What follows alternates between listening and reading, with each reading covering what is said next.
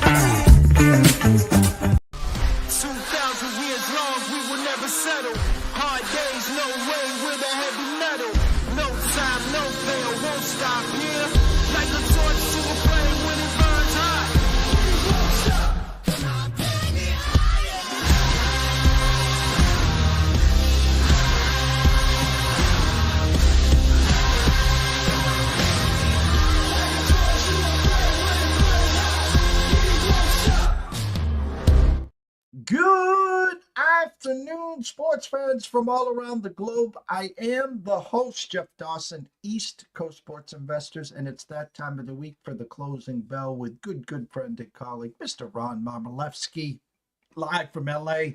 In our third year of shows, the last show of the football season, Ron will take a few weeks off, vacation, well earned, of course.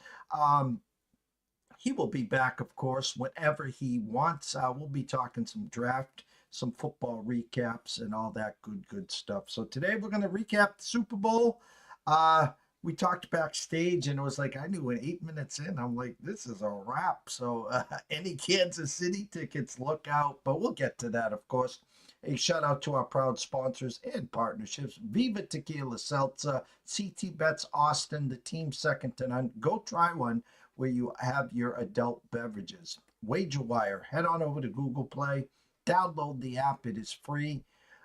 Tomorrow, 1:30 Eastern, 10:30 Pacific, Travis will be on from WagerWire talking Oscars, Hollywood, all that good stuff. They were Radio Row for the Super Bowl with Caesars this past weekend, so I'm jealous as you know what, but we'll talk about that and much more. And AtlantaSteaksandSeafood.com. Head on over to Facebook, introduce yourself to Terry Smith, place an order today at AtlantaSteaksandSeafood.com.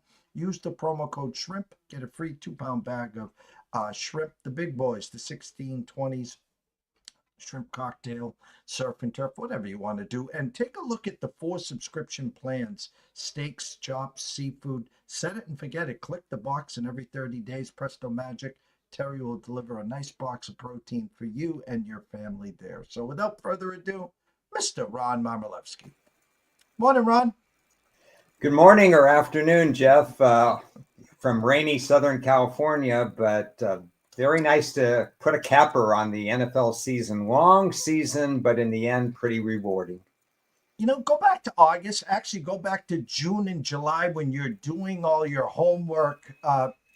Bring us back there. We were talking Kansas City and the three-peat. We were talking the Eagles, the addition of Saquon Barkley. What was your feelings in August before we got to Labor Day? Don't forget, Philly opened up in Brazil against Green Bay. A lot of question marks, but what was your initial thoughts in August? You know, that's a good opening question to actually, I hadn't thought about that. Go back to where we were set before the season even kicked off. And my homework in the AFC was, wow, this is going to be tough. We've got all these great quarterbacks. How does Lamar Jackson do in the playoffs? Because I think that Baltimore team is loaded. Baltimore had some defensive questions. Kansas City still had Mahomes. They were retooling the roster. Wasn't quite time for the Chargers to get ahead of them, but to start, getting closer to them. So in the AFC, it's kind of played out the way I thought it would play out for the most part. except for the fact that Baltimore again stumbled in the playoffs. I thought maybe they could take that one extra step with Henry, but it didn't happen. In the NFC, the more I thought about it, June, July, and August, Philadelphia was really a standout to me. Didn't see Washington coming, but saw so many glaring differences from the draft through free agency, through the schedule, first place schedule versus the second place schedule. The differences between Dallas and Philadelphia were more telling minute by minute by minute. And I did, by the time the season kicked off, said Philly's got this wrapped, and it's going to be Philly-Detroit for the NFC Championship. But Detroit, they didn't quite get there. Philadelphia did. Washington, steamroll effect, that changed the culture. Not surprised at who the final two were. I'm not surprised that Philadelphia was able to achieve all that they set out to do from last August. I think it's 4 teams that made the playoffs this year will not make the playoffs, and 4 teams that didn't will. That's usually the theory. Colin Cowherd's always talking about that, and yada, yada, yada. The first team, obviously, that comes to mind, I would assume in everyone's mind, is Cincinnati. Joe Burrow, 1 game away. If they do anything this year on their drafting on the defensive side, obviously what they do with T. Higgins, that one sticks out to me. You talked about the Chargers, Jim Harbaugh, another year with Herbert. They're going to work on another wide receiver. They got a good defense. Is there any couple teams that didn't make the playoffs that you put on alert? And this is pre-draft, pre-whatever, but just the overall of this year's schedule and this year's reality. Yeah, the low-hanging fruit is probably in the NFC. If you want to think that Dallas will rebound, if you want to think that San Francisco had a rare offseason and they'll rebound. So those are the easy ones to pick apart. I don't know how many times Tampa can continue to repeat. It's just an amazing story. That was the one team that I feel like I got wrong last year. I just didn't have Tampa repeating, and they did a magnificent job, even through injury, of repeating. But that division will get a little bit tougher.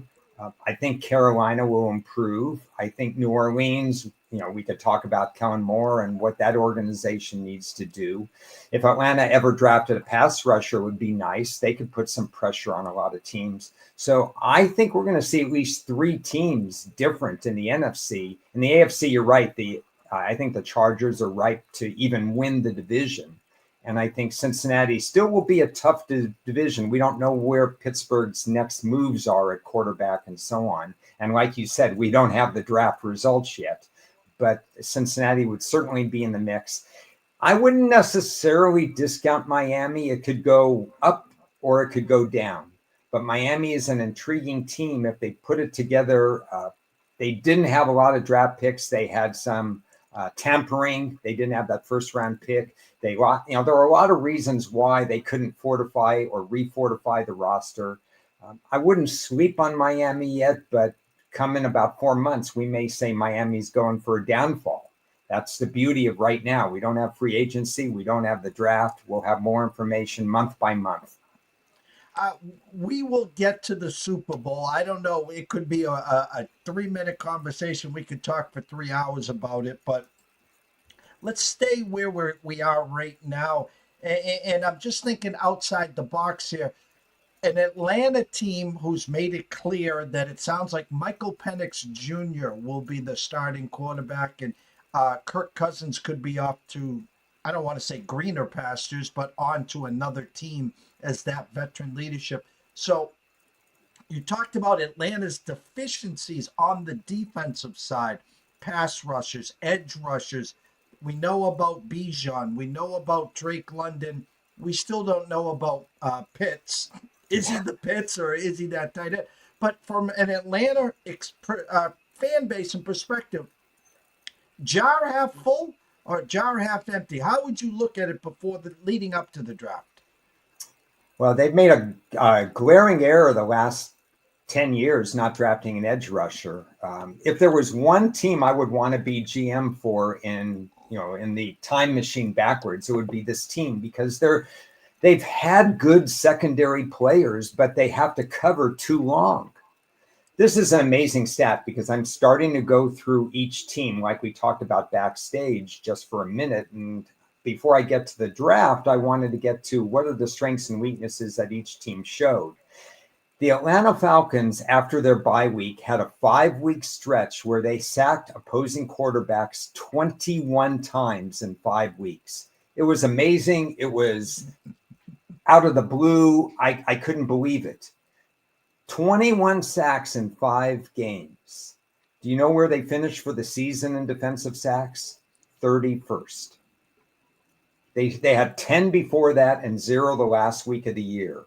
So was that glass half empty or glass half full? Do they realize what could have happened if they had that pressure all the way through? I'd like to think that it's glass half full. If they would ever trade back in the draft, if they get that edge rusher first, I think it's a good move to go to Penix. I don't think Kirk Cousins will be on the roster next year. And I have a feeling internally they realize that it's time to find out if Kyle Pitts is the true tight end or not. I mean, let's use him because they're number 2 and number 3 wide receivers. I believe it's Mooney, and there's another gentleman in there as well. It's not daunting to opposing defenses. You have to get Kyle Pitts involved. But defensively, you have to make it so the corners don't have to cover as long. Every 1 second a corner has to cover a little bit longer is dynamite for the better quarterbacks in the league to take advantage of it. So I'd say glass half full for right now. Stay in that division. I look at the Panthers and Bryce Young benched. They're drafting a quarterback, and next thing you know, they bring Bryce Young back, and all of a sudden Adam Thielen's healthy again, and you're looking, and all that talk for last year and the first half of this year when they compared C.J. Stroud and Bryce Young, and the back half of the year, Bryce Young was the better quarterback in my eyes than C.J. Stroud. And now they drafted Leggett. They got a running back that they drafted that was hurt all year. I expect them to add another wide receiver. I'm going to say glass half full on the Panther side with upside on what I saw from them at the end of the year and the reemergence of Bryce Young, Ron. A lot of positives from last year. One of the major positives is that the coach got year 1 under his belt. He went through growing pains. He didn't know the roster. It's like we talk about all year long. When's that new coach first bye week so they could start to reset? And now they have had a year, and I think they can start looking at the roster and know what they have in certain areas. The problem I have with Carolina, because it's maybe a quarter full, not a half full for me, is that their defensive numbers were really bad.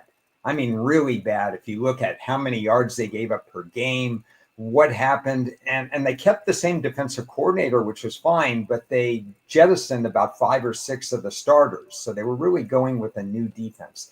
They really have to rebuild that defense in a hurry. I'm actually less worried about the offense, which is amazing right now, but I'm more worried about the defense. Remember, they gave up, or they didn't give up, but they traded Brian Burns for a 2nd and a 5th to the Giants after previously the Rams offered 2 first-round draft picks to him. So they weren't getting proper compensation for their best defensive player, and it kind of went downhill from there. So I see a lot of cleanup work that they need to do defensively before I can put them really into the mix. But I do expect some improvement. Shout out to Hector. Ron's thoughts post Super Bowl is excellent. Thanks. Russell Saylor, same as well. I'm going to stay there. That, as you said, the Tampa Bay Buccaneers, every year we think of regression. There's Mike Evans, Godwin, another year older. Good emerging backfield. They had a 1-2 punch in the backfield there. A little weak at tight end. Defense, good at times, but I think this is the year finally that maybe we do get a little regression from the Bucs.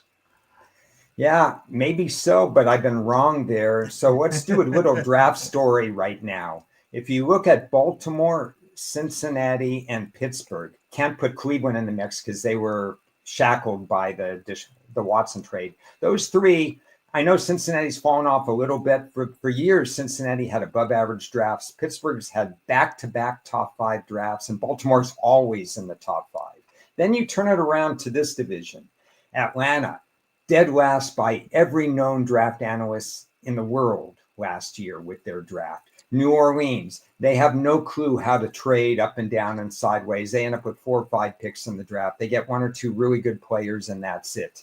And then you have Carolina, who hasn't drafted well. I mean, this division is just horrible at drafting. And then you have Tampa, who's just going around C plus, C plus, C plus drafts all the way. And they gain ground with their C plus drafts because the rest of the division can't draft. And it happened again.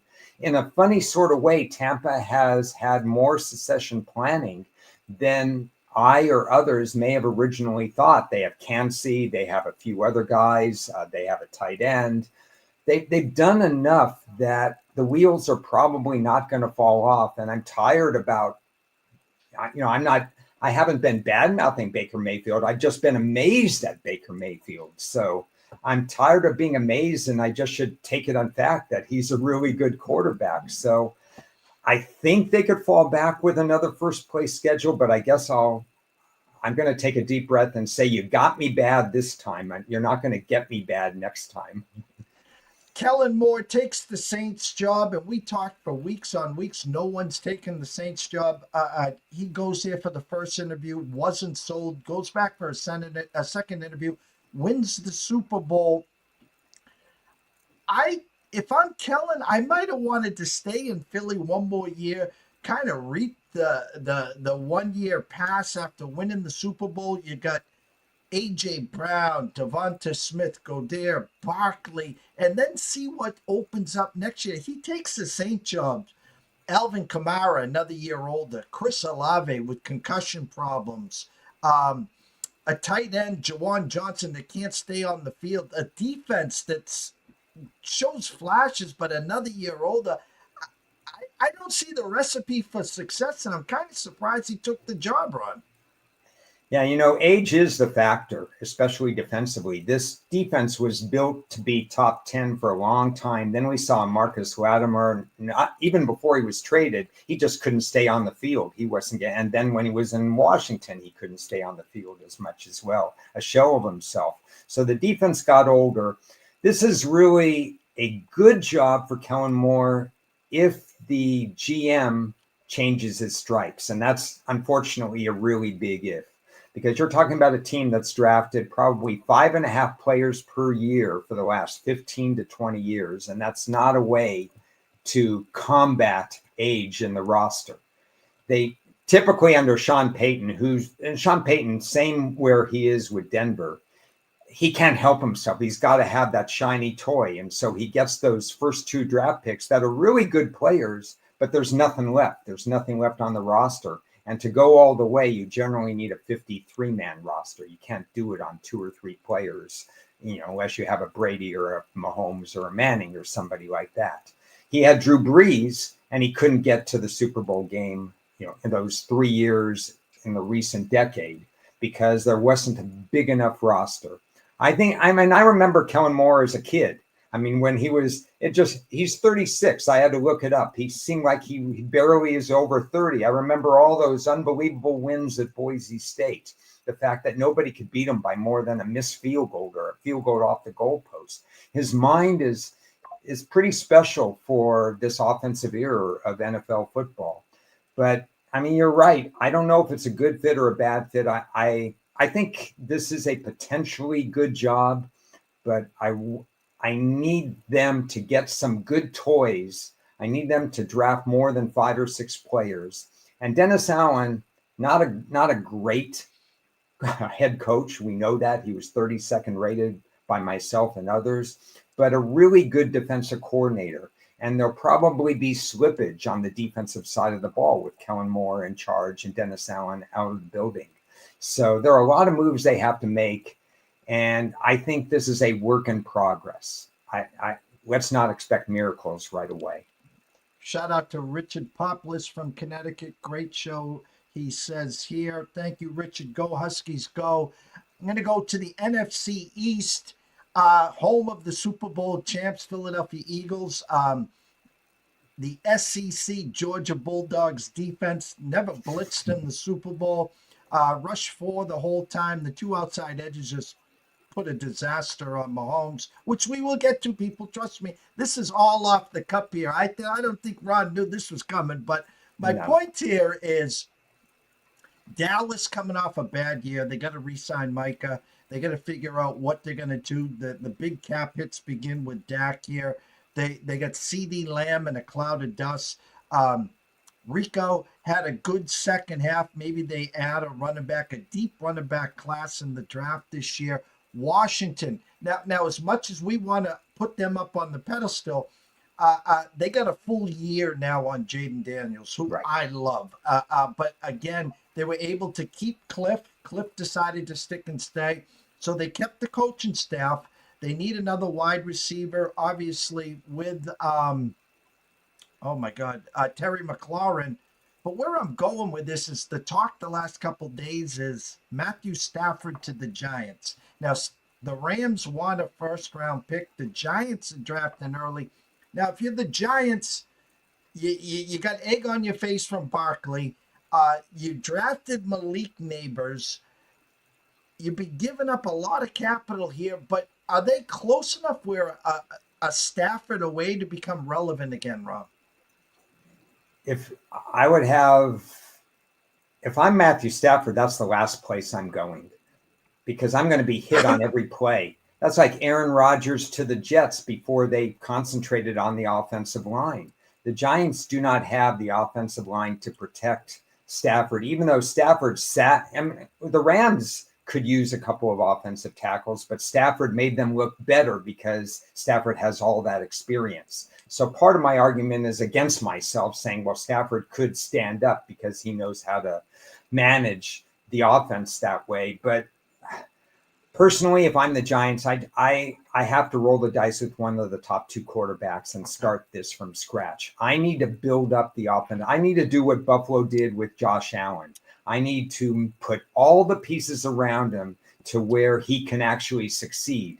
Because right now, with the running back situation, even with Tracy having that initial good rookie year, with the tight end situation, which is kind of in flux right now, with Neighbors, we don't know what else is there. They have a lot of guys, but I don't know how deep they are.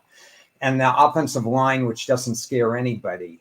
I need to put the pieces in place, and I should do it I know the coaching staff may not be there, but they almost weren't there this year. That's not the issue. Where do you want the Giants in 3 years? Not where do you want the Giants in 2025? Where do you want them in 2028? Because Stafford's not going to be there. AFC, again, a plethora of quarterbacks. Did the window close on Kansas City? Lamar Jackson, another year. I mean, MVP-like year. Derrick Henry, another year older. Buffalo, right knocking on the door. I assume they'll be the favorites in the AFC for next year. Patriots in the East. Mike Vrabel, Drake May. The word on the street is they're going all in on T. Higgins. Now, I'm not paying that guy $3 million a year, never mind $30 million a year. So I'm out on T. Higgins, but too early to expect big things from the Pats for next year? 110 million in cap space is what I heard. So that's probably the largest number. A promising quarterback in Drake May. They had injuries, especially at guard, that never resolved itself. So there's hope that they're automatically going to be a little bit better on the offensive line. Still have to find a number one receiver. They just don't have a number one receiver. There is a lot to like in that area. I think wide receiver is actually the least of their problems, to be honest. So that's not where I would go at all. I mean, if you want to get a couple of extra players around there, that's fine. But I want to continue to rebuild that offensive line for Drake May. I want to get one of these 5 really, really good tight ends out of this draft. I want Drake May to grow with one of the.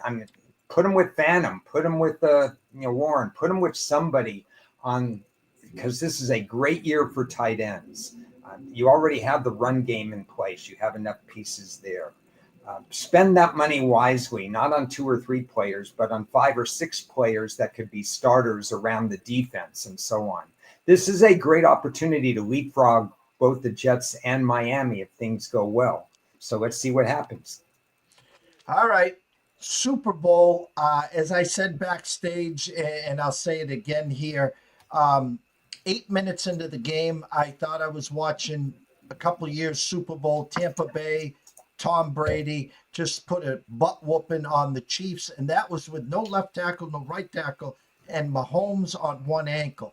Well, they kind of had a left tackle, they kind of had a right tackle. Mahomes was healthy, but 8 minutes in, it was a wrap. And we were hoping right before the end of the half, that big drop by Hopkins, he'd still be running for a touchdown. You get the ball to start the second half. So 24-0 maybe turns into 24-10, 24-14. We never saw that. Give us your recap on the Super Bowl. Well, if there wasn't this Mahomes guy on the other side that scared myself and everybody, all I can say is Philadelphia would have been a very, very, very, very strong play for me instead of just a play for me.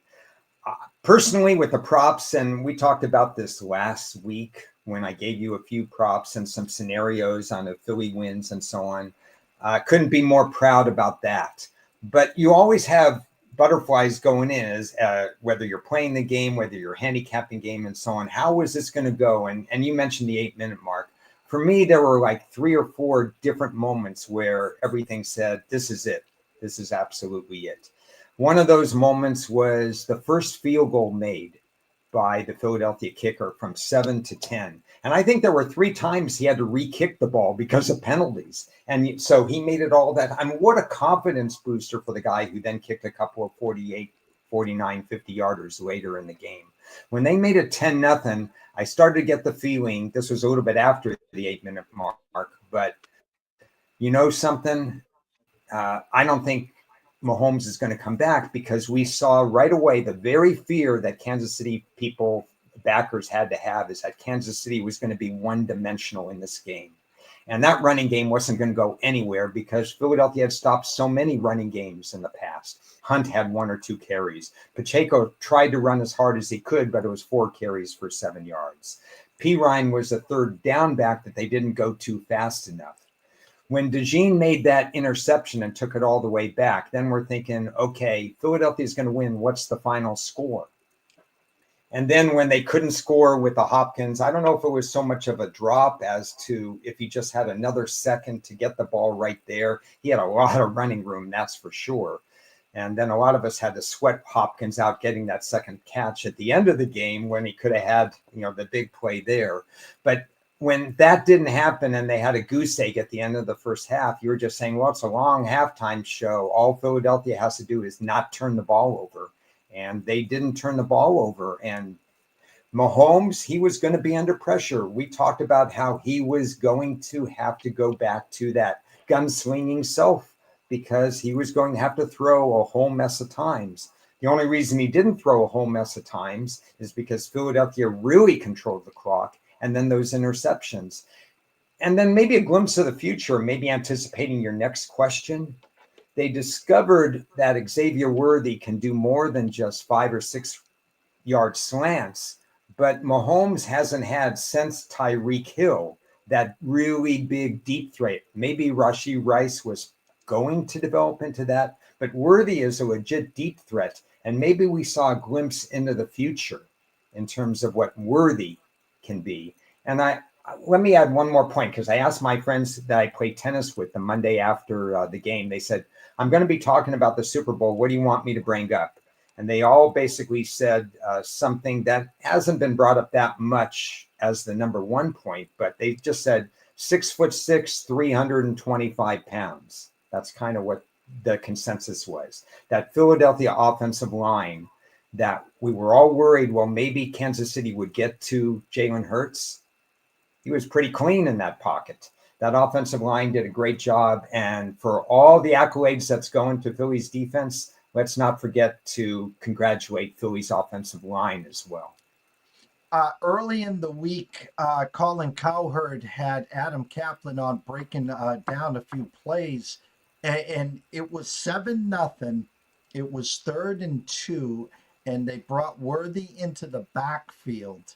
And Worthy I called it a wheel play to Worthy, but he called it a go, and they had a linebacker on him. He beat him by 3 or 4 yards. It would have been an easy touchdown. The problem is Mahomes didn't have time in the pocket. He had to go to the right, and he threw it at someone's feet instead of, eventually 10-0. It would have been 7-7 on that second or third drive, and it would have been a whole different ball game. So again, you're spot on the Worthy.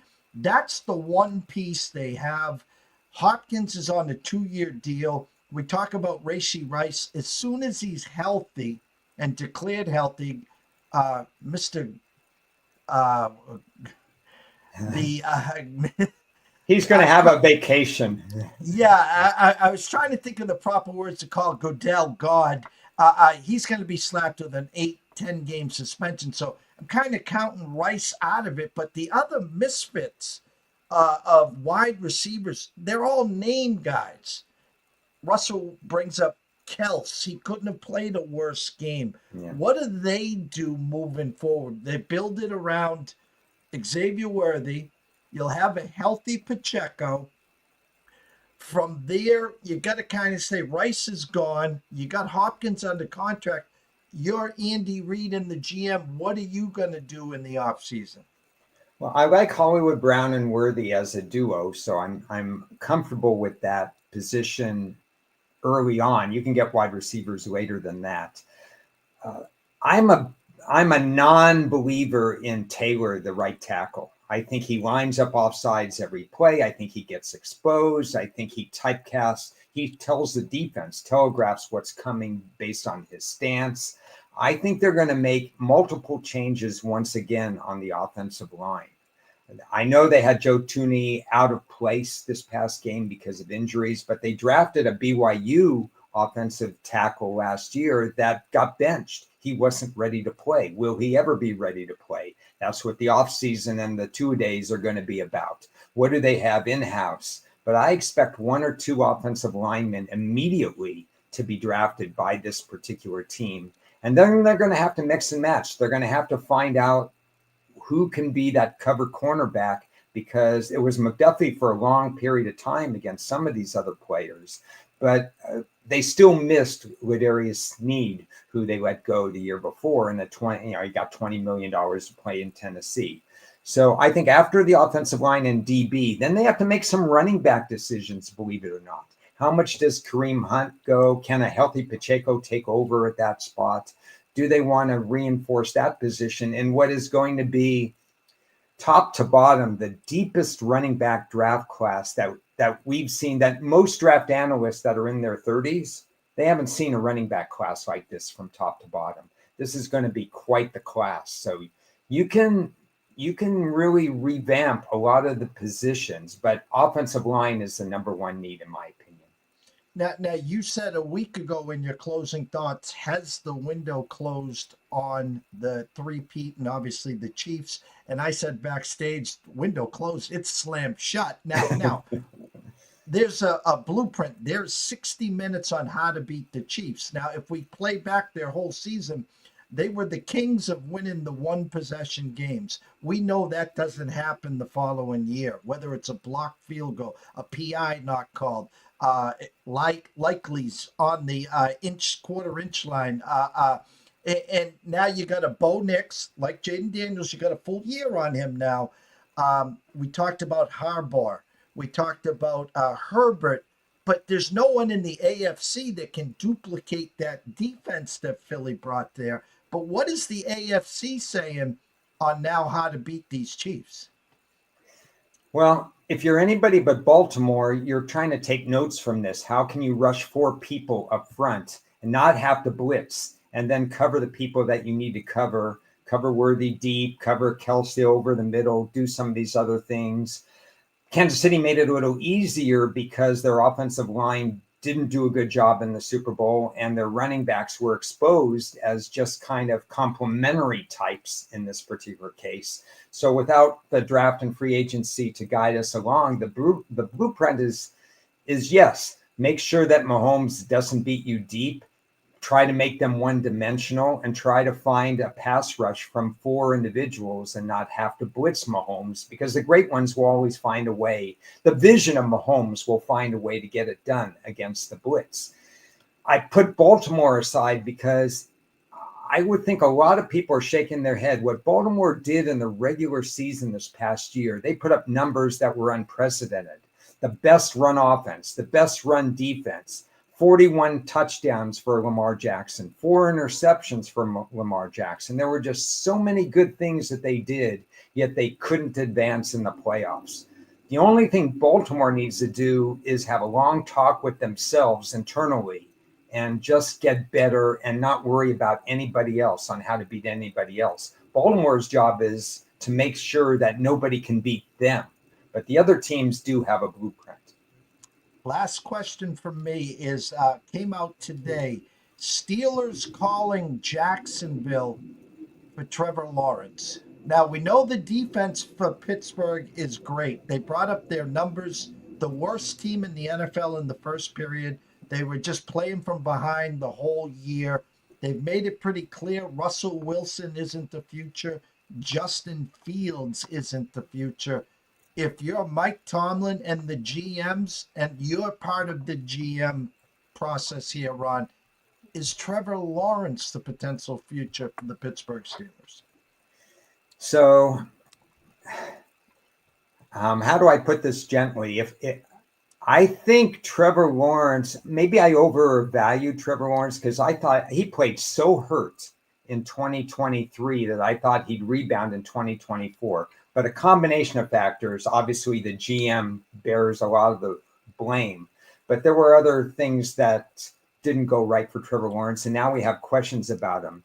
But I think it's the right move for Pittsburgh to get somebody not from this draft as a quarterback, because there's just nothing there that you could. They tried it with Kenny Pickett with the, where was it, 16th pick, 22nd pick, somewhere in that area, 21, 22, I want to say, in the last quarterback draft that wasn't all that special. This one's maybe a notch above that quarterback draft, but they're not going to get Sanders and they're not going to get Ward. And then you're flipping coins to see if any of the other guys. So you want to get a veteran, but do you really want to go after a veteran that's been 10, 12 years in the league? No. If I'm the GM, I like that Lawrence fit, because you still have 10, what is he, in his late 20s, 27, 28? And they drafted 2 offensive linemen who started this past year. So they've already done some succession planning along the offensive line. They most certainly need to concentrate on wide receiver. That area has to be revamped. They need to re-sign running back Warren. They have their tight end. So there's a lot of pieces there. As long as Watt is still on the defense, I don't have a problem with the defense. They've drafted for the secondary. They need that quarterback who's going to be that Matthew Stafford type, maybe that Trevor Lawrence type, that type that could be there for another 8 to 10 years and be in the top 10 range. They need Kirk Cousins from 5 years ago, not Kirk Cousins from right now. I actually really like them pursuing that move. Well, as always, this time of the spot here, I give you that tight 7.5-yard button hook. This will be the last button hook for a couple weeks as you go on vacation. Ron's closing thoughts. Well, I think Kansas City should have used that button hook to Kels a few more times, because they kind of strayed away from it. Mahomes, if they didn't have enough time, why don't they hit him over the middle? I think from a fan standpoint, people who are watching or listening to this and hoping that your favorite team is going to do this or going to do that, maintain an even keel as you go through this process, because we're still 6 weeks away, right? 4 to 6 weeks away from free agency opening up. We've got the combine coming, and everybody in their shorts is going to look good or not look good or something like that. And we're going to look at those measurables, and maybe I'll produce an article, the same article that I produce every year, because it doesn't change, what to look for from each position, and go from there. Just hope that your team drafts a lot of players. I've heard this draft being called as not so deep. I'm not so sure about it yet. I think it's deeper than last year's draft. I certainly think it's not deep at quarterback. We know that. It's not a great draft for wide receiver, but there's enough wide receivers. Wide receivers seem to be camera ready more than they've ever been before. They're playing a lot in pro style offenses. And Jeff, we're still dealing in a time, and maybe we're still going to be dealing with that time period for 3 to 5 more years, where these super seniors, especially with money being tossed at them and they're willing to stay an extra year, we've got more mature people entering the draft. That makes that second, third, and fourth rounds. They're ready to play a little bit faster than they were in the past, where they needed extra grooming. So there's a lot of ways that teams could get better in the draft. What you want to do is the positions that are not deep in the draft, you want to address in free agency. And the positions that are deep in the draft, you don't have to address in free agency. You want to spend your money wisely. So my task over my vacation time the next 2 or 3 weeks is primarily making sure I understand what the strengths and weaknesses are of each team, finding out what the position, the coaching, the GM changes, how that enters into my thinking, kind of get that game plan, then pivot back to the draft and start analyzing who are the stars in the draft, who are the sweepers in the draft. I'm not tied to a time thing where, wait, Sunday kickoff is coming, I have to have an opinion. There's no Sunday kickoff this Sunday. Sorry, everybody. I will go at my own pace and we'll get through this. But Jeff, it's been a completely enjoyable season again, talking to you about football. And I know we could talk for hours. So when you come up with questions off the cuff, it's easy. Football talking is easy. Well, and I'll close with this. It's kind of funny when you and I are on the guy as he's sliding and sliding during the draft, and we talk about him all off season, and then not only on his birthday does he get an interception, but he gets a touchdown. That's Cooper DeJean, and I'm sitting there, guys. I'm like texting you. I'm DMing Ron. What am I missing here? Yeah. Those stories are fun. The last bit, I have a Marcus Colston story. Maybe I'll tell someday, but he was like the 263rd or something pick in the draft out of New Orleans. One of the nicest guys. When he retired, everybody in New Orleans had nothing, handed the ball to the officials, did all these things from Hofstra. So in the preseason, and that's when the preseason mattered, with 4 games, the dress rehearsal, 3rd game, I'm seeing the stats for New Orleans and I'm saying, God, this guy's really good. What did I write about him? Did I even talk about him or whatever? I'm looking back, 255 guys covered in the draft. There were 3 guys that I had no negative comments on. He was one of the 3. And I'm saying, I like this guy. Let's see what he can do. And look at this career. So when you have those Cooper DeJean and Marcus Colston moments, that's what makes covering the draft fun.